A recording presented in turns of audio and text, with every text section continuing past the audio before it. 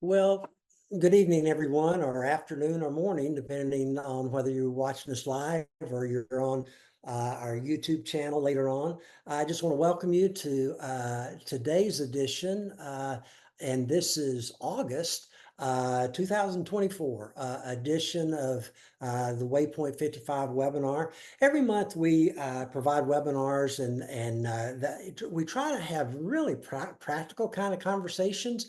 Most oftentimes we have ministry leaders join us on the call, and our webinars have all types of themes.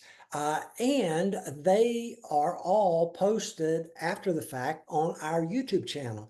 So you can go and find a catalog of all the webinars that we have. There'll be webinars about uh, church security or missions or children's ministry or next gen ministry. There'll be all kinds of webinars that you can get there, and they're designed not just for pastors and ministers, but really they're designed for lay leaders. And so you'll be able to find something of interest for you, or if not for you, you could find something you would like to pass on to one of your friends in your particular church. Hey, at Waypoint, we just exist to catalyze kingdom growth. And that's what we've been doing since 1938. And we just hope that our Waypoint 55 webinars will help do that and catalyze kingdom growth in your context and at your church and in your ministry. At Waypoint, we really do value, and I share the screen here, we really do value um, uh, seeing an ever increasing number of thriving churches and leaders all across our region. You see, what we know is that if leaders and churches are thriving, then their church is going to thrive. And if the church thrives, then lost people are going to come to know Jesus. The opposite of that is true as well. If the church leader isn't thriving, then the church will likely not thrive, and their heart for lost people will diminish. And so we just want to see that ever increasing number of thriving leaders. And that's really what our conversation is tonight. We Tonight is going to be a fun discussion, I believe. I've done webinars where it's pretty heady kind of stuff, kind of deep kind of stuff, kind of serious kind of stuff, but that's not the point of tonight's webinar. We're going to talk about, as you've seen advertised, we're going to talk about rethinking the Sabbath. And really, what we want to talk about is great ideas for refueling your energy tank. And I have several friends that are on line with me tonight that are going to help us in this discussion. And I'm going to give them a chance here in just a few minutes to introduce themselves, but I kind of want to set up our discussion before I do that. Now, I don't know about you, but when I was growing up, and I'm like 180 years old, I'm older than everybody else on the call tonight, but I grew up with a very, very negative view of Sabbath or Sunday Sabbath as we practiced it. I just really understood that Sabbath or Sunday Sabbath was really about what you couldn't do, not what you could do, what you couldn't do. I mean, I grew up in a house where on Sunday, you couldn't play cards on Sunday. Now, you could play cards on other days of the week, but not on Sunday. You couldn't play board games at all. We couldn't play sports out in the stuff in our yard. Man, I remember when we would go visit relatives, and my family, my mother's side, they were very staunch old order Church of the Brethren. And I remember as kids, we had to wear, for us guys, had to wear long pants to go visit them out of respect for Sunday and our relatives. And we were supposed to sit there and enjoy listening to their stories. And I just thought, man, what a goofy thing. I soon realized that And those discussions, that the debate was oftentimes over who died when, as they were discussing who died when. And I wanted what I tried to do was egg them on. And because I wanted to up the ante of getting them in a fight about, a date or who died when, that sort of thing, because we couldn't have fun any other way. And that was my fun thing. Now, I do want to give you a disclaimer on this discussion of Sabbath. I am a strong proponent of having time to be alone with God for a Sabbath rest. I mean, I talk with leaders all the time about the importance of every day, starting out every day in personal Bible reading and prayer. I'm all about that. I've been practicing that for three, maybe 4 decades. And so I'm all about that. I am all about suggesting for ministry leaders to plan what I call prayer retreat days. Just get away by yourself, your journal, your Bible, your ink pen, and go someplace where you will not be bothered so that you can spend time with the Lord. I believe that, man, our pathological busy schedules are just a killer for us being disciples of Jesus. And in fact, John Mark Comer says this. He says, most of us are too busy to follow Jesus. Ouch. But I think that's exactly the case. Now, that's the disclaimer. I believe in quiet times with the Lord and with His Word. But tonight, I want to flip the switch. I want to just flip the switch, and we're going to talk about rethinking the Sabbath, and just develop some great ideas for refueling your energy tank. Like I said, I got 4 friends on the call, and I'm just going to let them introduce themselves. And guys, the way I figured out to do this, I'm going alphabetically, first name by first name. So Adam, you are up first, and what I want you to do is just tell who you are, where you are, what you do, and how long you've been doing ministry. All right. Who you are, where you are, what you do, and how long you've been doing ministry. Be sure to tell your church name. I'm Adam McManus. I'm at Celebration Christian Church in Suffolk, Virginia, and I have no idea how long I've been there. I think it's around 11 or 12 years total. Started out as a youth minister and started doing senior ministry in 2017, I think it is. So that's how long I've been there. Did that answer your question, Neil? I don't know. Is that all the introduction that you want so far? Yeah, that is great, buddy. And next up is let's see who comes next. It's going to be Chris Santasiere. Chris, go for it, buddy. Yeah, my name's Chris Santasiere, and I'm at Fairmount Christian Church in Mechanicsville, Virginia. I've been on staff. It'll be 20 years in November. Currently, I serve as the executive minister. I was been associate minister for many years, and about 2 years ago, added the executive minister role. But I do things like oversee missions and be on the preaching team, besides a lot of the operational things. I've been in ministry now. This is my 30th year in ministry, and I've done things from youth ministry to family ministry and the things I've done at Fairmount. So that's kind of my ministry background. Okay, Chris, and I didn't ask Adam for this, but Chris, you weren't always Christian. When did you become a Christian? How did that happen? Yeah, I didn't become a Christian until I was 15 years old. And so we didn't even go to church. My family didn't go to church. And it was really after my parents' divorce that we were invited to go to church, Avalon Church of Christ in Virginia Beach, with some friends. And just I got involved in church and be, decided to follow Christ, and very quickly heard the call to go into ministry. And so everything really kind of happened really quick for me during my high school years. Adam, how about you? Did you grow up in church or not? Yeah, I did. I grew up in Delaware, and I was at Ocean View Church of Christ up in Ocean View, Delaware. That's where I grew up. Um, and yeah, yep, whole life, man.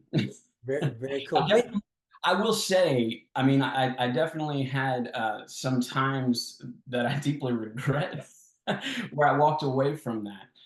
But God is good and He brought me back. So I agree with that. Man, I grew up in church. My dad took his life when I was real young, and so my mom became church secretary. And I was 3 years old when I started going to church every day. I'm not talking on Sundays. I was there every day, and so that's where I grew up, and that was my background.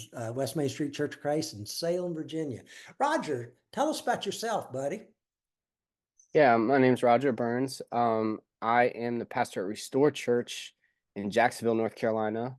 Um, Restore Church is a Waypoint church plant, among other organizations. And our church, we started the plant in 2016, and our church officially launched in 2017. I've been preaching since 2011, and I started at a church in Elizabeth City, before we felt like God was calling us to start Restore. And I I grew up in the church, but I did not grow up as a Christian. And so it was the pretty common story of your family works for the church, so you kind of hate going, you kind of hate being there. I think there's a common joke that's like, I had a drug problem in the sense that I was drugged to church every Sunday and drug every Wednesday and stuff. So, and just like I think Adam mentioned, I regretted the time that I walked away from the Lord, but very gracious to be able to be a part of His church now. So, Roger, I remember growing up, man, we were at church Sunday morning, Sunday night, Wednesday night, and yeah, I remember so clearly one Wednesday night when the Salem Christmas parade was lining up right, literally right on the block, right beside my church. And I remember sitting there in church, listening to some Bible study go on and on and on. And I could hear the bands going by, I mean, and yeah, I'm thinking to myself, I'm going to miss Santa Claus, and he is not going to come to my house because blew him off in the Christmas parade. So yeah, I appreciate you saying that, man. I really do. TJ, three of the four guys on the panel are all leaders at a Waypoint church plant, and we've partnered with some other organizations to plant y'all's churches. And I just want y'all to know, you guys and others to know that Chris Santasiere at Fairmount, they have been central in helping us plant churches and through their funding. And so we appreciate that tremendously. Okay, TJ, tell us your story, buddy. Yeah, so my name is TJ Owen. I am the family minister at Area 10 Faith Community in Richmond, Virginia. I've been here for about 5 years. Was June when I came on staff in 2019. So just over 5 years. And then before that, I was in the Marines for 8.5 years. Roger, we've never actually met, but we have roots back with Dave McCants at Two Rivers Church. So here to that. But yeah, so they basically, I did not grow up in the church. I'm from New England originally, which is very cold ground, not just physically, but spiritually as well. So very Catholic up there. We were Catholics growing up, but Creasters or CEOs, however you call them, basically just Christmas, Easter, and other special events. And so that's kind of what I grew up in the church, so to speak. But it wasn't until I was 17 going into my senior year of high school that I came to Christ. And so God's been working on me ever since through some amazing churches. And I started serving with student ministry because I kind of wanted, or I thought like first, like if someone could have reached me sooner, what would that have been like? Would my life look different? Would it look different? And my story is what led me to where I'm at now. But that's what kind of led me to student ministry and family ministry overall. So I oversee basically birth through high school. Though we have a kids director, an amazing kids director that I work with for Sunday mornings with kids, but I oversee mostly students and just family as a whole for discipleship. Yeah, TJ, I know you've shared your story with me, and you had somebody pretty important that introduced you to Christ and to the church that you still hang around with. Who is that? Yeah, she's upstairs. That's my wife. Yeah, my wife is a pastor's kid, oldest of five. We'll call her the icebreaker because she wasn't allowed to date, and we broke rules in that. And so, yeah, we had a rough start, and I remember my now father-in-law, who I love and call him dad, but I remember he came to youth group because he couldn't stop me from coming to youth group. So I got him there. But yeah, he was like, I don't care if you were, basically just said a famous pastor's name. And he's like, I don't care if you're his son. It's like, I don't know who that, it was Billy Graham, by the way. But he's just like, I don't care if you're Billy Graham's son. I don't want you dating my daughter. And I was like, I don't know who Billy Graham is, but I want to date your daughter. So kind of tells you I didn't grow up in the church. I didn't know any of that stuff. But yeah, her family led me to Christ and just gave me an example of discipleship and Sabbath. So excited to talk with you all tonight and learn. Great. Yeah, great stories. Well, let's talk about how you guys refuel your energy tank. And, I was just thinking as I've been thinking through this process the last couple of months, and I've had literally dozens and dozens and dozens of conversations with ministers and pastors and church leaders about this subject. And I just had to think, as I was thinking through scripture, what if God's intention for Sabbath, rather than being about what we could not do, what if it was about how he wanted to renew us? Like Psalm 23 says, renew our strength, or refresh our lives, or even restore our souls, that King James Version, old King James Version said. So what I'd like for you guys to do, and each one of y'all have a very interesting way, restorative activity that you use on a regular basis to refuel your energy tank. And so I'm just going to kind of go around robin and let y'all talk about this. TJ, I'm going to go backwards, so I'm going to let you go first. What is your activity that you told me about? I thought this was hilarious, being that you were a former Marine. I guess once you're a Marine, you're always a Marine. Yeah, that's absolutely right. Yeah. Well, people, when they hear that I was a Marine for as long as I was, the fact that I'm a minister now usually catches them off guard too, because they just don't expect that. So I like to go against the grain in a lot of ways. Yeah. So hopefully I'm saying the right one, because we had a good conversation last time we talked. But I think my main one that I've come across or started doing back in January, February, when it's nice and cold out. Uh, Maybe I can go back just a little bit. Basically, the past 5 years, I've just been trying to figure out how to refuel myself, as you would say. I've had hobbies, and those hobbies tend to become things that the church then uses as ways to kind of use those gifts, and that's great. But then those hobbies don't become hobbies; they become part of your job. So I lost a lot of things that maybe would have refueled me, and I won't say lost. Like, there's still good things, and I love doing them, especially for the church. That's great. But I needed something that was like just filled me back up, and I was really struggling out to find that. And so I was looking for a lot of different ways. I got into rock climbing. I wanted to get into like leather work or something, just something to get my mind off of ministry, but to be able to spend time with God in the process. And those are all great things, but I also found them to be exhausting and mentally draining still. So it was like I just felt drained all the time. And a buddy of mine who's just a little bit older, he's really into birding. And I love being outside. I love camping. I like hiking. I just got back from climbing Mount Washington with my family in New Hampshire. I love being outdoors, but even just being outdoors, I would walk fast. We have a great park nearby called Forest Hill Park. There's a handful of good parks around here, but Forest Hill Park, or even Pony Pasture.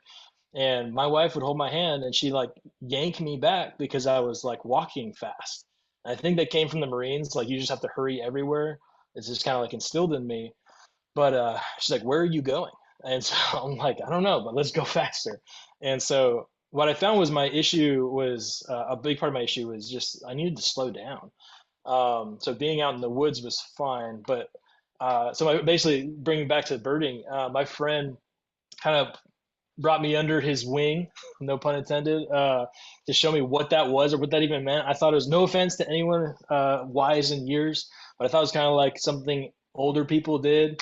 And that is more accurate. The people I walk into in the woods who are also wearing binoculars and stuff. But yeah, I don't know. When I started doing it, I was just on my own. And I took a spiritual retreat day. I'm blessed to be able to do that once a month. Our whole staff is supposed to be doing that once a month. And so instead of doing my normal routine, I was like, I needed a change. So I just went into this place called Pony Pasture, and there are no ponies, but there are deer. And I just started walking. But what I found myself doing is, as I'm looking for birds, two things happened. I physically had to slow down, or I was going to miss stuff. Hmm. And so I had to slow down. And with that, I was way more attentive, I think that's the right word, to the creation around me. Um, I wanted to use that time to talk to God. And so I found myself like 3 or 4 hours in the woods on some of the slowest walking I've ever done, just looking for creation and finding myself just excited more than I have been before to find all the different types of birds, or if a squirrel went by, or a deer is pretty regular in there as well. But I was just like, I don't know, I just became way more appreciative of creation around me as a whole, seeing how it interacted with each other. And it was just, I don't know, I got hooked on it. And so I started getting really into being a birder, I guess. But that has become one of my things that I'll do on spiritual treat days, on Sabbath days. I usually will sleep in, but eventually I'll head out to the woods and just go for a walk with my binoculars. And that, having those binoculars, just, I don't know if it stops me from swinging my arms or something, but I'm just like, I'm physically slowing down. And John Mark Comer has a lot to say about that in his book, of just like the pace of God is like the pace of love is not fast, it's not speed, it's slowing down. And I just found that being like a key to a door unlocked that I had not been able to figure out as I'm trying to figure out ministry at the first place I've ever been these past 5 years, like how to refill myself back up after pouring out. And so, yeah, hopefully it answers your question. But birding is my refuel Sabbath tool that has been really, really good for me over the past almost year. So, yeah. That is really, really strong. My former coworker and great friend, Dave Heilman, is a birder. And I remember he and I were doing a bike ride together down on Jamestown Island. And we were just tooling along, and he was in front. And all of a sudden he just stopped. And it was on a causeway. He just stopped. And I thought, okay, what is going on? He stopped and he pointed all, over and he said, I don't know how many 100 yards it is. He said there's a nest of, it wasn't bald eagles. I would remember that, a nest of whatever. And I thought, really? And he said, yeah, every time I'm down this way, I always stop to look at them. And I thought, oh, okay, that is really, really pretty cool. That, yeah. So, and he's been doing that for years and years and years. That's great. Well, Roger, I want to move on to you and from birding to your activity of jujitsu. That, man, I struggle to figure out even how to spell that. So would you tell us about that, how you got into it? And it's an interesting story that you got there. So go ahead, Roger. Yeah, I'd love to talk about jujitsu because anybody who does jujitsu loves to talk about jujitsu. So thank you. Um, Actually, it started for me. I'm gonna go back to something Neil said earlier. Like even these little things that these activities we're doing, they don't replace the moments with God. But those moments with God for me have been so powerful in a camping trip or going fishing or stuff like that. But there's not something I can do all the time. And so, where Jesus says, I've come that you can have life and have it to the full. But in my translation, it says, I've come so you can have a life and have it to the full, unless you're a pastor, because then you have to be just tired all the time and stuff. And so, yeah, I just kind of set out like TJ, just for something, man, that like when I'm on my way, I'm excited to be there. And then when I leave every time, I'm glad I went. And it's interesting how we found jujitsu is I just wasn't finding that thing in my life. I didn't have it, but I was looking for it. And I do like to watch UFC and MMA, and as brutal as it is, I really enjoy it. And one day my son was like, Dad, can I do that? And I was like, no, why would you want to do that? But it just so happened there was a gym close by that was offering a homeschool and parents class. And my son and I have some things in common, but not a lot of things in common. And I love sports, and he doesn't really care about sports. So I thought, man, this would be a great opportunity for us to jump in and try this. Now I was out of shape, really out of shape, and physically couldn't do much, but I just thought this would be a great opportunity. He took to it like a fish to water, and I took to it like a cat to water. I mean, it was like, this sucks. I didn't like it. I didn't enjoy it. Um, but just staying committed to it over time, um, man, it really became that thing that, when you're driving, you're like, oh man, this is gonna be great. And then when you leave, you're really thankful you came. Um, I'm sure we'll talk about this later. Jiu-jitsu has done a lot of things for me, long term, that is already setting up long term. But when you're in the act of jiu-jitsu, like once you really start getting into it, you can't, like TJ said, you can't go fast. Slow is fast, slow is effective. My mind cannot think about ministry. It can't think about life groups or systems or the email I got this week or the people who are going to leave or whatever the program is we're doing. You just can't. Once you start thinking about those things, some random man's arm is wrapped around your neck. You have to be focused here, and you have to think about it. And it took me 6 months to get in to really enjoy it, but I do. I'm naturally competitive, and I've been doing it for 2 years, and I'm not good. And I think that's the theme, is like the longer you do it, the more you realize how bad you are. And they say with like each belt you get, the more you realize you don't know, and that's really true. So I like that I'm not the expert. I like that I'm not the best one in the room. I don't have answers to the questions. Instead, I'm just there, just like everybody else. And I left early tonight. I left just early tonight to come be here. But yeah, so thanks for giving every jiu-jitsu player his dream, and that's to talk about jiu-jitsu. Well, that is really cool. Roger had to instruct me when we were first talking about this thing about the outfit he wore.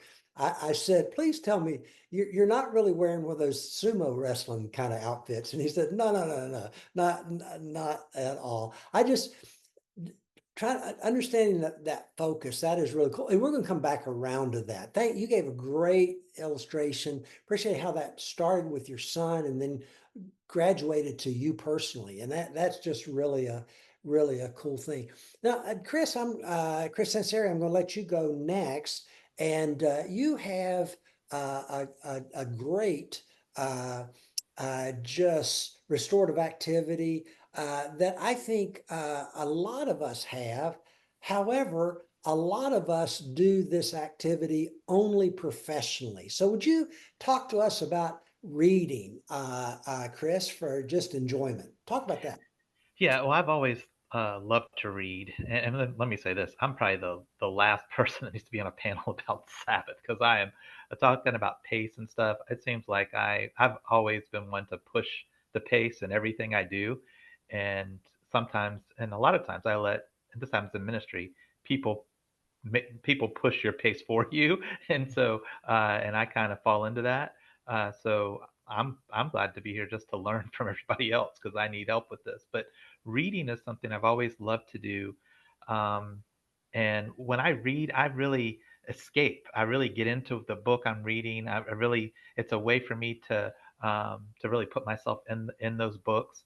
And I read lots of stuff for ministry and stuff like that. But when I want to really just restore myself, I just read just regular books. I like to read books on sport. I love sports. I like to read books on sports. I love biographies, history. I like reading those different things. I'll read fictional books, just anything, just to kind of, it puts my mind at ease, gets my mind off of ministry. And sometimes I gotta be careful though, because even when I'm reading something, maybe a biography or a sports book or something, I'll go, oh, maybe I could use this in a sermon, or I could use this is a great story. I could do, and sometimes that happens, but I'm not reading to look for those things. If it happens, it happens. But I'm really doing it to reading relaxes my mind more than anything. And so, for instance, even like at Christmas, I usually have a list of books that I'll ask for from some of the authors I like that usually come out with things around the holidays. And I may get 3 books. And if I have the week off between Christmas and New Year's, it's pretty usual for me to read all 3 of those books in that week, just because it's something I enjoy doing. It's a way to rest and relax. And so I do a lot of reading to just have some good downtime. Are you a paper, you want a hardback book, or are you an e-reader type of person? Oh, I love having a book in my hand. I love the feel of paper. I'm the guy that still uses a paper calendar. I'm the old guy, that does all that stuff. Uh, when we had the newspaper, I don't subscribe to newspaper anymore, but it hasn't been that long that I didn't. I loved getting the newspaper in the morning, holding it in my hands as I read it. So I like to have a book in my hands. I referenced Dave Hyman a little bit earlier. When I first started 10 years ago working for Waypoint, he taught me always have a book in my car when I'm going to meet up with a minister somewhere. If they're late, you got something to do. You can enjoy reading a book. Now I read either on Kindle Reader or my iPad, and one of the two of those, because I always have my iPad with me, it seems. And I was thinking this afternoon, I was in Starbucks, kind of polishing up this webinar thought for tonight. Then I was thinking about the last several books that I've read, and I realized I read a book about Omaha Beach in World War II. Out of that, I read a book on the Bedford boys. I don't know whether you know this or not, but the little town of Bedford in Southwest Virginia, real close to my hometown, they had the most young men, boys from their little bitty town killed on D-Day, the actual D-Day assault, than any other town in the United States. And that's why the D-Day National D-Day Memorial is there in Bedford. I read that. Then I jumped into Seabiscuit. I read that again. One of the great thoroughbred racing horse stories. I've read that before. I just love it. And back during the Depression, that was great. Right now, I'm reading, Chris, I recommend this to you. It's a fascinating read. It's called 400 Souls, 400 Souls. It's about the history of African Americans from Jamestown to present. And I'm like a fourth of the way through it. And it's just a fascinating read. It's a collection of a whole bunch of different writers that write different subject matters. And that is fascinating. I love bike riding. I already mentioned I love fishing, Roger. For me, it's surf fishing. I am not Henry Ford. It was said that Henry Ford would stand on the end of his dock and throw a line out, and he would warn people off. Anybody come out, do not bother me while I'm fishing. And it was said that there were times that he would even bait his hook because he just wanted to stand there and just think. And I'm not that way. When I'm at the beach surf fishing, I'll stand there for hours. But a bite every now and then really helps the story. I've had so many responses from guys from painting, not painting the house, but painting pictures, to coaching, sport, different things, hiking, of course, already been mentioned, competitive volleyball, to golf. A lot of guys play golf, to woodworking, and on and on and on. And so there's not one way to refuel your energy tank. There's so many, and we're so different that we don't all have to fall into the same thing. Now, Adam, you and I met up, and we were talking. I asked a question. You said, "I know exactly what mine is." Would you describe your restorative activity? This is so unique, so different, and so fascinating to me. Go ahead. Yeah, I would not have called it a restorative activity at first, but now that I've reflected on it, I see why you brought it up. But yeah, for us, when the world shut down with COVID, we everything kind of got smaller and simpler for us, and we realized there was actually some goodness to that, and so we planted a garden. And I know probably billions of people learned how to garden really, really quick and just do things that you can do at home. But um, God has blessed us. We have 10 acres of land in Zuni, Virginia. And so we were like, man, let's start a garden. And we did, and it was awful. I think for like 2 years, we didn't get anything out of our garden. And then we bought so the progression went like this. We had a garden, and then we bought a dog. And he's a Great Pyrenees. And then we realized that a Great Pyrenees needs a job. So we got chickens. And so then we were like, well, we have chickens, so I mean, we might as well eat some of them. And so then we got like meat birds, and then I had always wanted bees, and so we got bees, and then we got pigs, and it was just like all of a sudden we were like, I think we have a homestead, and it was kind of wild. Like we didn't really intend to do it, but it was just kind of like, well, it seems like God is kind of directing us towards this, and so we kind of just jumped into it, and it's been awesome. And I think the really cool part of it is, like when I said the world shut down, we realized like we didn't really need it. It's been really cool to see that like God has already given us everything that we need. And so like obviously there's community and things like that are involved. But seeing how like simple God's plan is, like you plant a seed and it grows and there's food, um, versus like kind of the more complex system that is behind that we've kind of created. Um, it's been really cool to just kind of slow down and simplify things, and just kind of see what God can do here in our backyard. And so that's what we've been doing. It's been really cool, and it's been incredible to see. Um, yeah, how God designed all of this a long, long time ago. We're not making anything new here. We're just kind of zeroing in and paying attention to how He does things anyway. It's been really good for me. Um, you know, it sounds counterintuitive because it's work, and we'll get to that later, I'm sure. But it has been a good work that has been a lot of fun for me and for my family. So it's been good. Yeah, well, Adam, let's go there right now, and I'll start with you.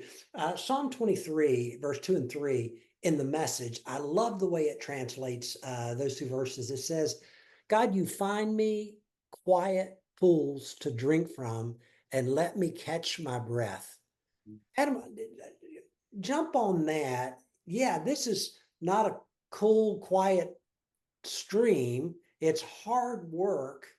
But how does homesteading help you catch your breath from the busyness of ministry and life? I mean, you got a family, you got kids, and how does that help you catch your breath from all of the activity? Well, I think this is actually what led into this. Is when you first asked me the question, this was my answer: is that I've found something that allows me to see production from my hands, and not just my hands, but obviously God. I can't make a seed grow, right? But um, I think especially in ministry, sometimes you see fruit, but you don't always see it progressing, and you don't always see it growing, and you don't always see like you can go to work and do ministry for months and not see fruit and not see progress at times.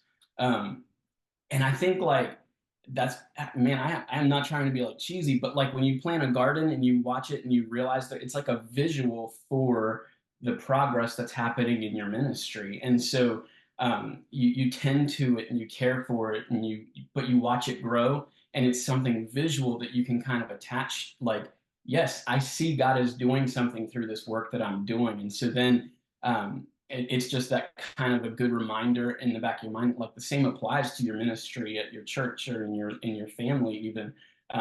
Yeah, the fruit, you don't always see the progress of the fruit along the way, but man, it's there, and God is doing it. And so just having that kind of a parallel thing, that I can go to work and be in ministry, but then I can come home and I can work on something else, but I can see progress along the way. It's just a good reminder that God's always doing something. That is so strong. Chris, let me jump at you. How does reading help you catch your breath for the next steps in ministry? There's always something to be done. So it's not like you're being lazy and sitting back and picking up a book. No, it's allowing you to catch your breath for the next task in ministry or family responsibility. How does that work for you? Yeah, I think what it does is it's just switching gears. It's like your mind's just going from one thing to the other thing. And so I think reading, it just helps take my mind off of ministry. It actually, although I'm reading and my mind's very active when I'm reading, but it's recharging my mind, and I'm able to kind of dive in and be ready for the next ministry thing. It's almost, I do something. I'm kind of just a practical type person, and so one of the things that I do daily that I think helps me to kind of recharge just during the day, and reading kind of does that for me, is it's you're removing yourself from, I'm like physically almost remove I physically remove myself from ministry, from whatever. I drive to the post office every day. It's 15 minutes round trip to get the mail, and it gets me out of the building. I turn on the radio, I listen to music or listen to talk radio or whatever, sports, and I'm back. And that 15 minutes of just shifting my mind off of ministry and what I'm doing to something else just recharges me. And I think reading does that a lot for me. Reading, of course, in longer stretches, because I can sit and read for an hour. But that little time helps to just reset my mind, and gets me where I can be ready to do what's next or what's needed. Yeah, you're talking about listening to the radio. You and I had that conversation about the kinds of music that we would listen to, and I typically do not listen to Christian music. I do some, but typically not. I'll sometimes Christian instrumental if I'm in the office, working, that sort of thing. But when I'm traveling back, I did it from preaching. I did it yesterday. I was preaching down Northampton, and a couple weeks ago, I was down at Smithfield with Joe Thompson, and then the week before that, I think I was Adam at your place in Suffolk. And all three of those places, I came away. I was driving by myself, and man, into Spotify, what do I want to listen to? And I clicked rock and roll mix. And I mean, so I'm listening, coming away, listening to Three Dog Night. I'm listening to Doobie Brothers. I'm listening to, to Chicago. And remembering those thoughts that I had when I figured out the Doobie Brothers really weren't, their last name wasn't Doobie, and it really was, they weren't brothers either, but that to me is just unwind, just Right. my brain just is gets away from ministry. So that's a good thing. Roger, jujitsu, how on earth does that help you, catch your breath for the next days of ministry? You're in a great church, young church, Marines everywhere. But how does jujitsu help you catch your breath for the next day in ministry? It's so interesting to me that we were wording the question, how does it have you catch your breath? Because if you've ever tried to wrestle with anyone or do jujitsu, it does everything except let you catch your breath. My first answer when I was writing down the answer was, it actually doesn't. People are literally trying to take your breath. um, I'm 35, and I think I'm in the best physical shape that I've been in as an adult. The reason that matters is because I was in such bad physical shape, and a couple years ago when we were working on our building, I fell off the scaffolding from 8 foot high onto concrete floor, and my body hasn't been the same since then. And what jujitsu has done for me, um, uh, I'm not trying to sell everyone on the active jujitsu, but like it has allowed me to actually be able to like be in shape enough to keep up with the young families that we're with. And man, my mental health is led by my physical health. And so That's a strong word. Thank you for sharing that. Wow. yeah, of course. And I think that being in good shape has allowed me to be present at home. It's allowed me to be more present with my wife.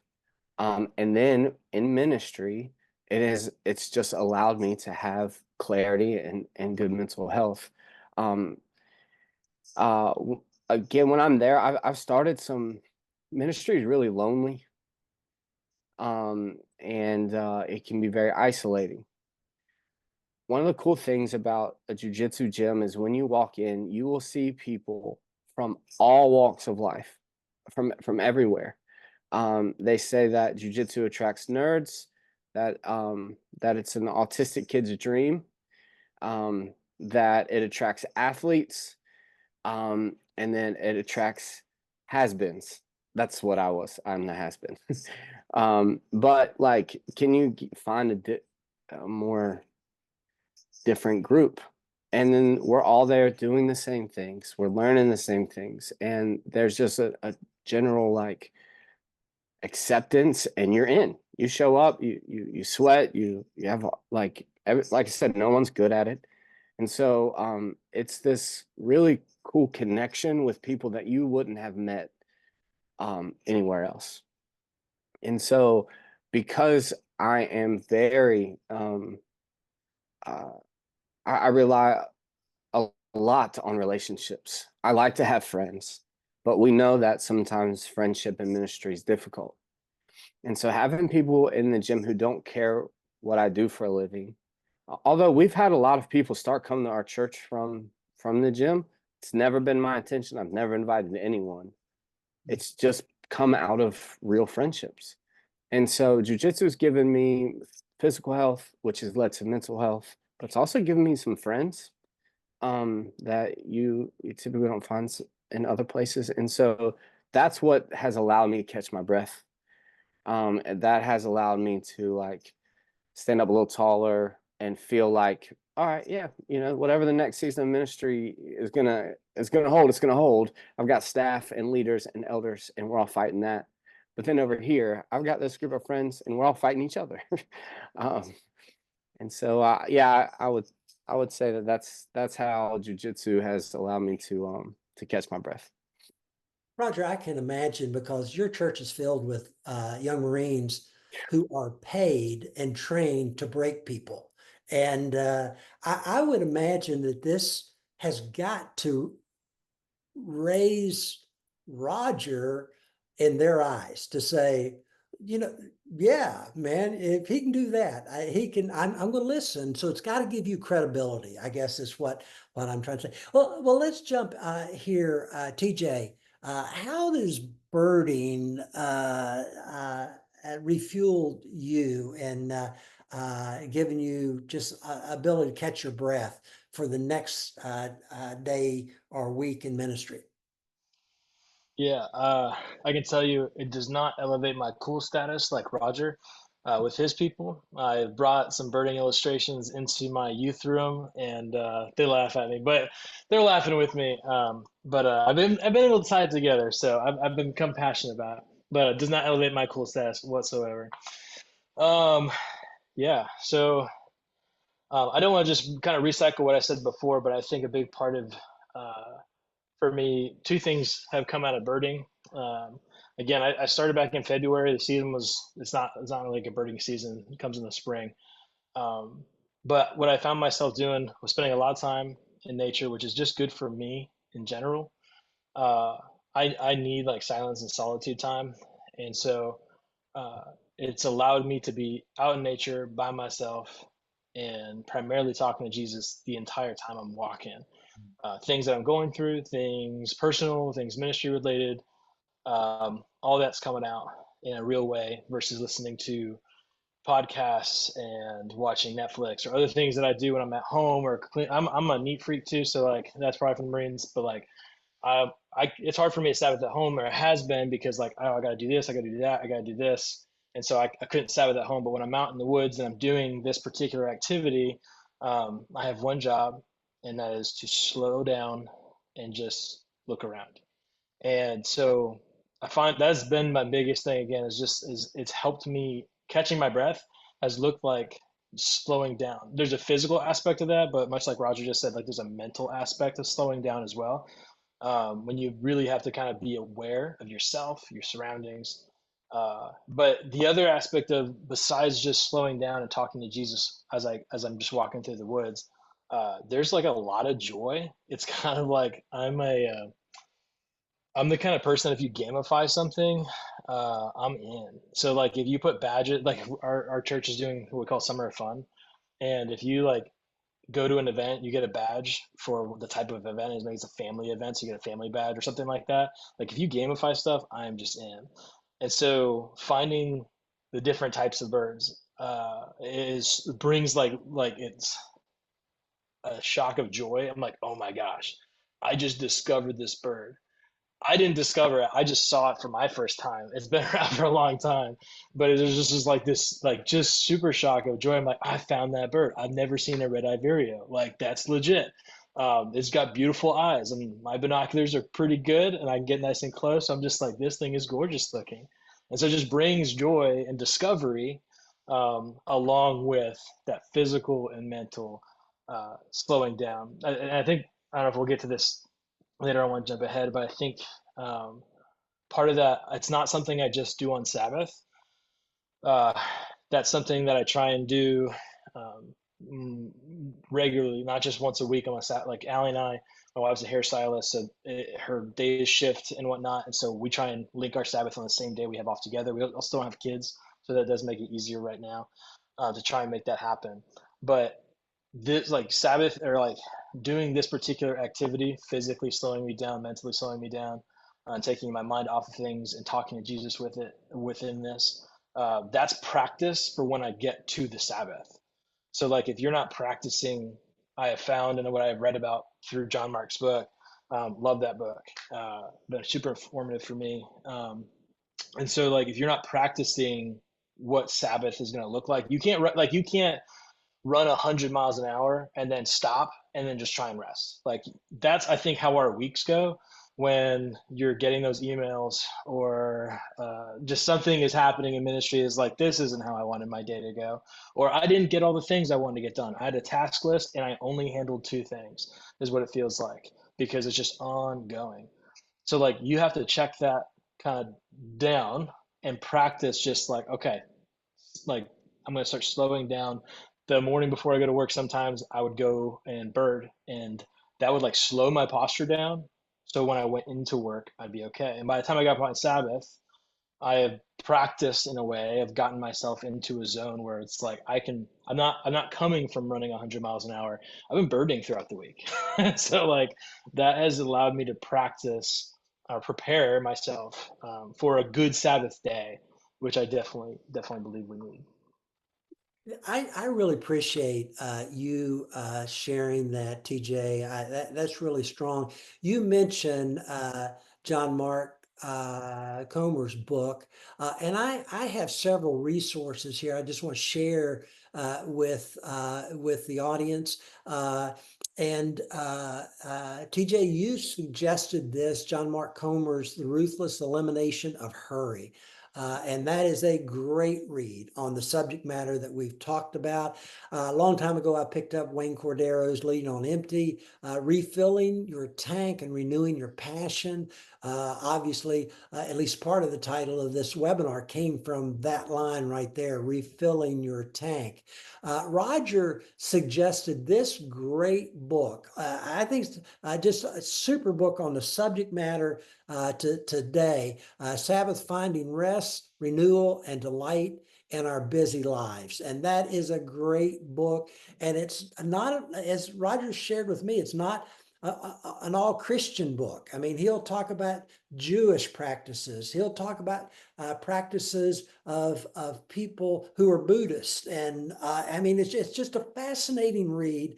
And I would suggest that all three of these books, if you want to go deeper in what we've been talking about tonight, I do want to shut down by sharing just really just one last thought on this, and we could go a much longer, but I was reflecting on something that I didn't start out well in ministry. I've done ministry for 47 years, and 47 years ago, when I started out in ministry, I kind of thought of myself as super minister, man. I could do it all. I could answer everybody's question. I could be everywhere at any time. And I soon realized that no, I could not. And that I had a limited energy reservoir.